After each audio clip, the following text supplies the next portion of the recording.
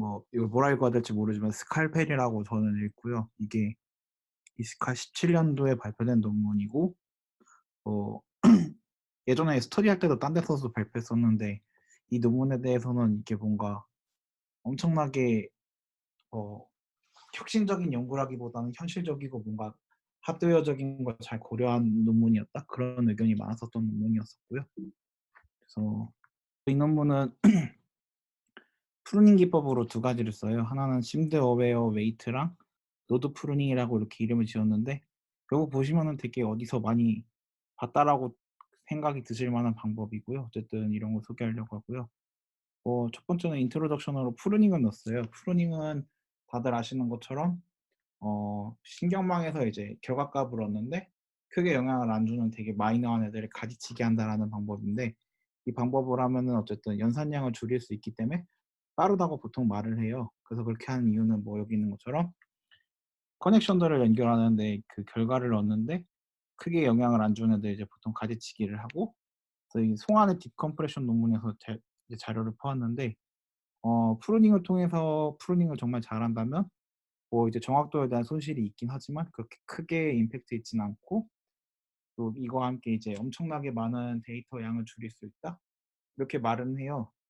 근데 정말로 실제 일을 하다 보면 프루닝을 해 보면 뭐 이렇게 엄청나게 이제 웨이트가 줄어든 만큼 비해서 실행 시간이 개선되진 않고 그리고 경우에 따라서는 더 느린 경우가 있거든요.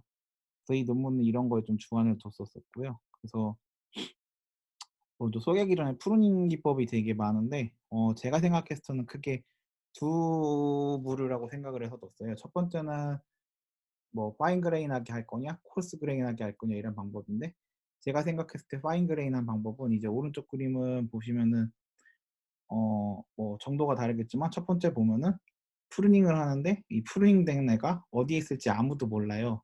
그리고 프루닝에 대한 방법은 크게 두 가지가 있는데요. 뭐 얘기 드린 것처럼 이렇게 프루닝된 거를 어디 이제 제가 생각했을 때 어디 위치에 있을지도 모르고 또 프루닝된 한 줄이 있는데 이 한 줄에서 얘 같은 경우는 한 개가 됐는데 얘는 이렇게 뭐 두 개가 되고 어떤 데는 한 줄이 다 날아가는 경우가 있어요.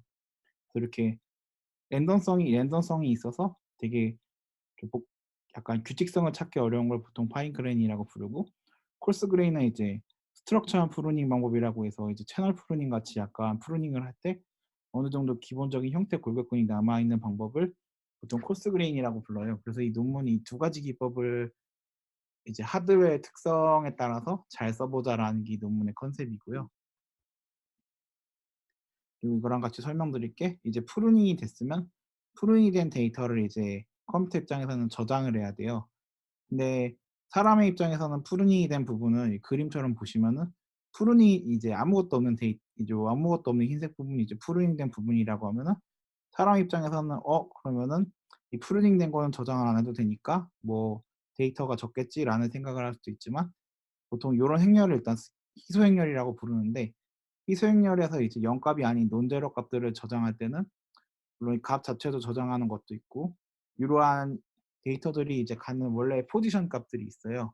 그 포지션 값들을 기록하는 또 여러 가지 포맷이 있는데 어쨌든 이 논제로인 값들과 이 값들에 대해서 포지션에 대한 인포메이션을 따로 기록을 해야 돼요.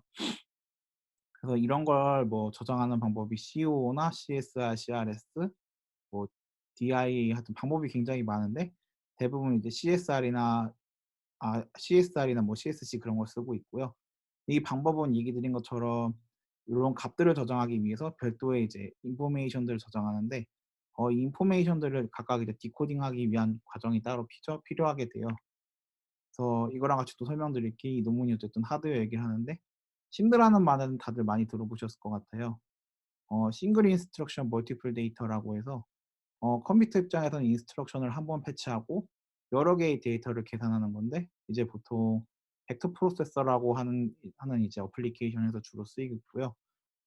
이 밑에 있는 그림은 뭐 리스크5라는 걸 들어보셨을지 모르겠지만 리스크5의 심드 이제 연산기로 화차라는 게 개발이 됐는데 화차라는 애의 그림인데 보시면은 뭐 벡터 유닛 0 번, 1 번, 2 번, n 번에서 이렇게 유닛이 있어요. 그래서 보통 이 유닛의 개수를 보통 벡터 레인의 개수 이제 벡터 레인 그냥 또는 레인의 개수라고 부르는데 이때 말하는 레인의 개수는 이제 이 하드웨어가 한 번에 몇 개의 연산을 병렬로 계산할 수 있을까? 그거를 의미하게 돼요.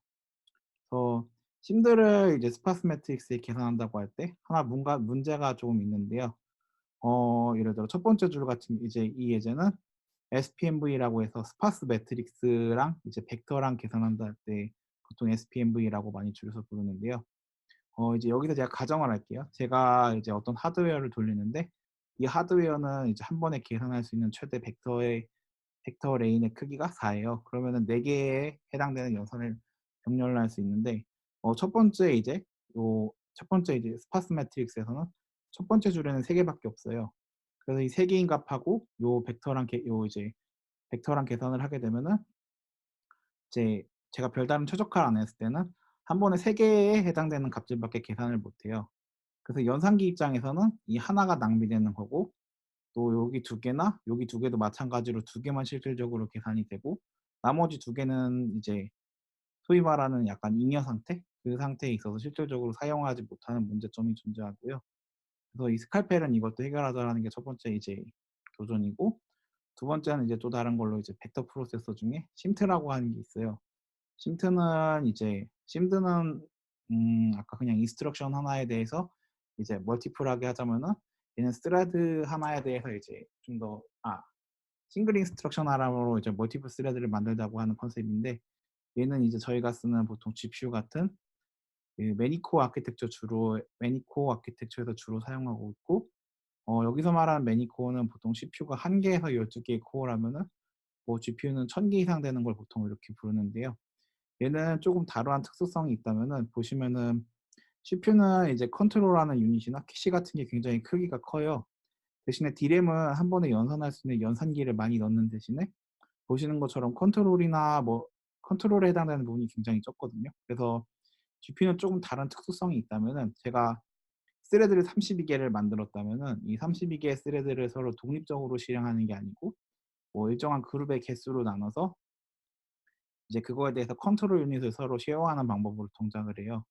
이게 보통 이제 전통적인 GPU에서 커널이 돌아가는 방법이고 최근에 볼타 같은 경우는 스레드마다 각각의 독립적인 뭐 컨트롤 유닛을 갖게 만든다고는 하는데 이제 대부분의 방법에서는 이러한 구조를 채택하고 있고요. 그래서 이런 걸로 해서 발생되는 문제가 하나가 있어요. 이제 다이버전스 브런치라고 해서 저희가 이제 병렬 처리에 해당되는 커널 코드를 썼는데 얘가 컨디션에 해당되는 뭐 if else나 케이스 같은 부분에 이제 봉착하게 되면은 이 코드가 있는데 이 코드가 병렬로 실행될 수 있어도 병렬로 실행이 안 되고 이제 여기 보이시는 그림처럼 하나하나 순차적으로 실행되는 문제를 이제 보통 다이버전스 브런치라고 해요. 근데 제가 이제 앞에서 얘기 드렸던 스파스 매트릭스는 어쨌든 디코딩 과정이라는 게 필요하고 디코딩 과정이라는 건 결론적으로 얘기 드리면 조건문에 대한 해당 조건문이나 뭐 브런치 같은 것들이 생기게 돼요. 그래서 이런 경우는 뭐 얘기 드린 것처럼 다이버전스 브런치가 생겨서 이렇게 병렬로 실행이 될 수 있는 어떤 알고리즘이 있어도 이게 이제 하나하나 조건문을 비교해 보면서 뭐 실행되는 문제점이 있는데요. 이 논문은 이러한 문제점이 있어서 해결하려고 시도를 했었고요. 그래서 이 논문의 컨트리뷰션은 다음과 같다고 얘기 드릴 수 있을 것 같아요. 먼저 이 논문은 이제 뭐 딥 뉴럴 네트워크에서 이제 웨이트 프루닝은 마법의 솔루션이 아니다. 사람들 생각할 때는 연산량을 줄이고 웨이트를 줄일 수 있지만 뭐 여기 보이시는 것처럼 요 결과를 보시면 될 것 같은데 알렉슨의 댄스라는 모델이 있고 댄스는 말 그대로 프루닝을 하지 않은 멀쩡한 모델이고요. 그리고 이제 스파스라는 모델을 프루닝을 해서 어떠한 걸 이제 프루닝을 해서 경량화된 모델을 얻은 건데 보시면은 댄스보다 스파스가 실행 시간이 더 많이 걸려요. 특히 보시면은 플리 커넥티드 레이어 자체로서는 실행 시간이 상대적으로 많이 줄었는데 컨볼루션 레이어는 원래가 가는 것보다 한 2배 조금 넘을 만큼 늘었거든요. 그래서 이 논문에서는 이러한 원인들을 분석하는 데 주안을 뒀는데 뭐 결론적으로 얘기 드리면 하드웨어의 특성을 고려한 프루닝 방법이 필요하다라고 이제 얘기를 하고 있고 그래서 그렇게 하는 방법이 이제 여기서는 심드 어웨어 웨이트 프루닝하고 노드 프루닝 이 2가지를 이제 제안합니다. 그래서 스칼펠에서는 뭐 결론적으로 얘기하면 이 그림에 따라서 프루닝을 하는데요.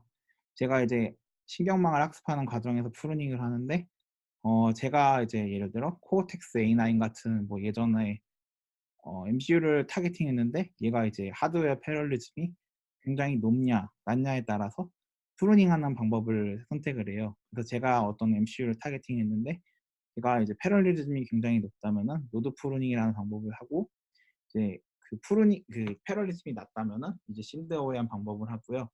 이제 여기서 말한 것처럼 이 패럴리즘이 굉장히 높거나 낮은 게 아니라 중간 정도라면은 이제 또 레이어의 특성을 분석하는데, 레이어의 특성이 이제 컨볼루션이라면은 노드 프루닝하고, 이제 풀리 커넥티드 레이어는 실드 어웨이를 한다, 이 논문에 이렇게 컨셉이 있고요. 그래서 저희가 쓰는 보통 뭐 프로세서들을 여기서는 이 정도로 나누고 있는데, 이제 마이크로 컨트롤러라고 여기서는 코어텍스 M2인가 M4 정도를 얘기하는데, 얘는 캐시가 없고 근데 캐시가 없는 특성이 있고 패럴리즘이 굉장히 낮은 특성이 있고, 여기서 말하는 CPU는 이제 암 계열이 아니고 인텔 스카이레이크 계열인가 그랬던 것 같아요. 그런 애들은 이제 병렬성이 한 중간 정도 되는데 캐시도 있고 뭐 SRAM 사이즈도 큰 특성이 있고, 이제 패럴리즘이 큰 GPU 같은 경우는 대역폭도 크고 메모리도 크다, 이러한 특수성이 있고요. 그래서 첫 번째로 소개드릴 거는 심드 어웨어 프루닝이라는 기법인데요. 여기서는 아까 설명드린 거랑 굉장히 크게 다르지 않아요. 이제 먼저 웨이트를 그룹핑한다고 하는데, 이 웨이트를 그룹핑한다는 건 여기 오른쪽에 보실 수 있는 그림처럼 앞에서 보였던 이제 슬라이드에서는 요 웨이트들이 그냥 랜덤하게 있는데, 여기서는 웨이트들을 이제 심드 레인의 개수에 맞춰서 딱딱딱 그룹핑을 해요. 그래서 이 그림에서는 심드 레인의 개수가 두 개라서 이렇게 두 개, 두 개, 두 개, 두 개, 두 개, 두 개 이런 식으로 두 개, 두 개씩 그룹핑을 하게 되고요. 그룹핑을 해서 이제 그룹핑한 거에서 불필요한 애들을 이제 가지를 쳐요. 근데 이때 가지를 칠 때는 RMS 방법을 이용해서 요 제가 그룹핑을 한 웨이트 간의 이제 중요성을 판정해서 중요성이 상대적으로 낮은 애들은 프루닝을 하는 방법을 사용했다고 했고요. 그래서 뭐 RMS를 쓰고 또 이제 그 그룹핑한 웨이트들이 이제 뭐 스레시홀더보다 적으면은 여기 있는 그림처럼 쳐내고 다시 재학습을 하는 방법을 했고요. 그리고 여기서는 레이어 바이 레이어 매너로 진행을 했고, 그리고 드랍아웃도 썼다라고 논문에서는 말하고 있고요. 또 다른 방법으로는 이제 노드 프루닝이라는 방법이 있는데, 이게 쉽게 생각하시면 채널 프루닝이라고 생각하시면 될 것 같아요. 채널 프루닝이란 거는 간단하게 설명드리면, 앞에서 설명드렸던 심드 어웨어 웨이트 프루닝은 이게 웨이트가 있다면은 웨이트를 갖는 이제 채널 안에 있는 값들을 하나하나씩 프루닝하는 방법이고, 노드 프루닝은 채널 하나 이제 채널 안에 있는 값들을 프루닝하는 게 아니라 채널 자체를 통째로 날려버리는 방법이고요. 그래서 여기 있는 것처럼 뭐 이런 말을 해요. 스파스 매트릭스 멀티플리케이션은 이제 실행 시간이 더 큰 특성이 있는데, 이제 덴스 매트릭스보다 크다라는 특성이 있고, 뭐 그래서 이러한 특성을 이용하기 위해서 이제 마스크 레이어라는 걸 써요. 근데 마스크라는 게 별다른 건 아니고, 지금 만약에 풀리 커넥티드 레이어가 있는데 여기 이제 각각에 보면 마스크가 있는데, 요 마스크라는 거는 사람으로 치면 마스크를 쓰면 이제 자기를 가릴 수 있잖아요. 그런 것처럼 마스크라는 값은 일단 불리한 값이고, 마스크가 1이냐 0이냐에 따라서 이 값이 이제 다음 레이어로 전파가 될 거냐, 그리고 만약에 마스크 값이 0이면은 전파가 안 되고, 요런 식으로 쓰이는데, 풀리 커넥티드 레이어에서는 요 요런 하나 각각을 의미하게 되고요. 이제 컨볼루션에서는 요 피처맵 한 장을 아예 싹 의미한다고 말을 하더라고요. 그래서 이렇게 마스크라는 값, 이제 마스크에 해당되는 알파가 있고, 알파 값을 뭐 일련의 스레시홀드 값이랑 계속 비교하면서 갱신을 하게 되고, 뭐 그리고 에러 레귤레이 이제 에러 정규화를 써서 뭐 이 각각의 노드에 대해서도 뭐 제어를 썼다고 말을 하고요. 그리고 만약에 노드가 여기 있는 그림처럼 노드가 있는데 특정 노드가 중요하지 않다면은 베타라는 값을 이제 조절해서 스레시홀드보다 작은 값이 되게 해서 이렇게 프루닝했다라고 말을 하고요. 이러한 심드 어웨어한 프루닝하고 이제 노드 프루닝 이 두 가지 방법을 써서 여기서는 실험을 해서 썼는데요. 아키텍처는 크게 세 가지를 썼어요. 아까 얘기 드린 암 코어텍스 M4를 썼고, 얘 같은 경우는 이게 정말 그 저전력으로 나와서 플로팅 포인트 유닛이 없는 대신에 이제 16비트짜리 픽스드 포인트 연산을 두 개 할 수 있는 심드 연산기가 있다고 하고, 그리고 여기서는 실험을 할 때 뭐 암에서 만든 스파스 매트릭스 벡터가 지원하는 뭐 블라스를 썼다고 하는데 아마도 뭐 컴퓨터 라이브러리 그걸 쓰지 않았나 싶고요. 그리고 CPU 같은 경우는 인텔 i7 6700 스카이레이크를 썼고, 그리고 스카이레이크가 AVX 256까지 돼서 플로팅 포인트 데이터로 실험을 했을 땐 8개의 신드레인을 쓸 수 있다고 말을 했고요. 그리고 이 이제 CPU 같은 경우는 인텔 MKAL 라이브러리를 썼는데 CSRMV랑 CSRMV랑 CSRMM이라고 이제 아까 앞에서 설명드린 스파스 매트릭스를 저장하는 형태가 있는데, 스파스 매트릭스를 저장한 형태는 둘 다 CSR이라는 포맷을 썼는데, 얘는 매트릭스랑 벡터랑 곱을 한 거고, 얘는 매트릭스 이렇게 두 가지 곱하는 방법을 썼고요. GPU 같은 경우는 이제 엔비디아 타이탄 X를 썼고, 이제 CU 스파스에 있는 CSRMV랑 CSRMM을 이렇게 사용했다라고 말을 하고 있고요. 여기서 첫 번째 소개할 거는 CPU에서 이제 컨볼루션 레이어하고 풀리 커넥티드 레이어를 각각 이제 여기서 얘기하는 그 스칼펠이라는 방법으로 했을 때 정말 빨라지냐 그거에 대해서 얘기를 하고 있어요. 그래서 좌측은 컨볼루션 레이어고 우측은 이제 풀리 커넥티드 레이어인데, 먼저 풀리 커넥티드 레이어를 보려고 해요. 풀리 커넥티드 레이어는 이제 스칼펠에서 이제 프루닝을 했다면은 아마도 이제 풀리 커넥티드 레이어에서 각각에 해당되는 노드가 이제 잘려나가는 경우가 이제 적용이 되는데요. 보시면은 전반적으로 보면 이제 여기서 제안하는 스칼펠이라는 방법을 썼을 때 기존의 뭐 MK의 스팟을 썼을 때보다 실행 시간이 상대적으로 적은 걸 보실 수 있어요. 근데 실행 시간이 적고 많다의 기준은 이 덴스한 매트릭스를 기준으로 보시면 될 것 같고요. 그래서 풀리 커넥티드 레이에서는 실질적으로 빨라지는 게 보이는데, 이제 컨볼루션 레이에서 보면은 이게 덴스한 거거든요. 근데 덴스한 걸 비교했을 때 여기서 이제 얘기하는 방법이 신분드 스파스가 이제 얘네가 제안하는 방법일 거예요. 근데 신드 스파스를 보시면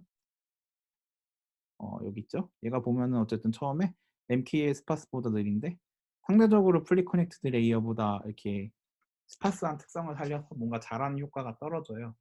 근데 여기서 이게 왜 효과가 그렇게 좋지 않냐 그거에 대해서 얘기를 하는데, 어 이제 프루닝을 통해서 성능을 얻기 위해서는 이제 전체 웨이트가 100이라고 하면은 이제 최소한 그중에 79% 이상의 웨이트들이 쳐져야 된다고 말을 해요. 근데 이런 말을 한 이유가 아까 설명드린 것처럼 스파스 매트릭스로 데이터를 저장하면 디코딩하는 과정도 필요하고, 그거에 대해서 이제 제가 이제 논제로 값들을 저장하기 위해서 인덱스에 해당되는 값들이 따로 필요한데 그런 거와 연관돼서 발생하는 문제고요. 그리고 또 하나 얘기해 주는 게 컨볼루션 레이어가 상대적으로 리던던시가 풀리 커넥티드 레이어보다 작다고 해요. 그래서 그러한 이유로 이게 뭐 컨볼루션 레이어가 실질적으로 돌렸을 때 좀 생각보다 풀리 커넥티드 레이어보다 안 된다 이렇게 말을 하고 있고요. 보시면은 여기 말한 거 79%, 요 정도 선부터 이제 슬슬 성능이 조금씩 좋아지기 시작해요. 그래서 CPU 내부에서 얼마나 실행 시간이 빨라지냐. 이게 첫 번째 실험이고요. 두 번째는 모델 사이즈가 얼마나 감소되냐 그 얘기를 해요. 여기서는 얘기할 때 처음에 스피드업 자체는 이러한 방법을 했을 때 평균적으로 6.86배 정도 빨라졌고, 이제 모델 사이즈는 94.8% 정도 줄어졌다고 해요. 그래서 전체적으로 보면은 결론적으로 원래가 100이었으면 5% 정도 남는 건데, 보시면 조금 다른 게 있는데, 뭐 다른 거 보면 어쨌든 일단 오른쪽 그림으로 설명을 드리면 오리지널한 방법이 있고, 뭐 옵티마이즈드 프루닝, 트레디셔널 프루닝, 그리고 스칼펠이 있어요. 보시면 그래도 전반적으로 스칼펠이 좋은 게 보이는데, NIM 같은 경우는 일단 트레디셔널 프루닝이 뭔가 원래 오리지널이 이제 댄스인데 댄스보다 뭔가 팍 튀게 되고, 또 다른 이제 옵티마이즈드 프루닝도 생각보다 안 좋고 스칼펠도 상대적으로 안 좋아요. 근데 이 논문에서 이제 NIN에서 이제 얘기를 해주는데, 일단 NIN 자체는 프루닝을 했을 때 생각보다 프루닝 되는 비율이 많지 않대요. 그렇기 때문에 실제 이 프루닝이 별로 비율이 안 높은데 그거를 저장하기 위해서는 오히려 그 논제로인 값들을 저장하기 위해서 필요한 오버헤드들이, 뭐 얘기 드렸던 각각의 논제로인 값들이 로우와 콜라인에 어디에 저장되어 있나 그러한 인포메이션들을 저장하기 위한 정보에서 발생하는 오버헤드가 더 커서 실질적으로 NIN에서는 그렇게 성능 향상이 크게 없다 이렇게 논문에서 말을 하고 있고요. 그래서 스피드업도 보시면은 다른 애들 보면 그래도 알렉스넷이나 뭐 컴브넷, 르넷 같은 애는 굉장히 많이 되는데 NIM도 마찬가지로 크게 많지는 않아요. 이제 얘가 줄어든 만큼. 그래서 이러한 게 있었었고요. 두 번째는 이제 GPU에서 실험을 했을 때 과연 어떻게 나올까? 그렇게 얘기를 하는데 이제 보시면 첫 번째로 어 오리지널의 방법이 있고 스피드업을 봤을 때 보면은 옵티마이즈드나 옵티마이즈 프루닝이나 뭐 트래디셔널 프루닝은 되게 많이 그나마 좀 빨라져요. 근데 이제 스칼펠 같은 경우는 상대적으로 적은데 이제 르네 300, 100 요 모델 같은 경우 그렇게 발생한 이유가 이제 모델 자체가 워낙 작아서 실질적으로 프루닝할 게 그렇게 많지 않았다. 뭐 그런 얘기를 하고요.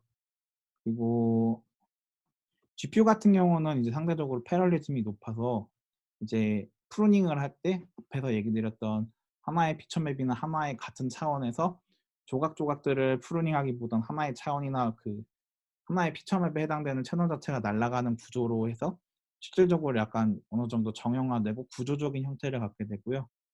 또 잠시만요. 상대적으로 모델 사이즈 보면은 앞에서 보면은 잠시만요. 네, 상대적 같은 모델 사이즈 보면은 요런 게 차이가 나더라고요. 이제 NIN은 그래도 비슷한데 알렉스넷은 이제 CPU에서 프루닝했을 때는 원래가 100 이었으면은 그게 한 20 언저리로 내려가는데 알렉스넷 같은 경우는 생각보다 많이 안 줄더라고요.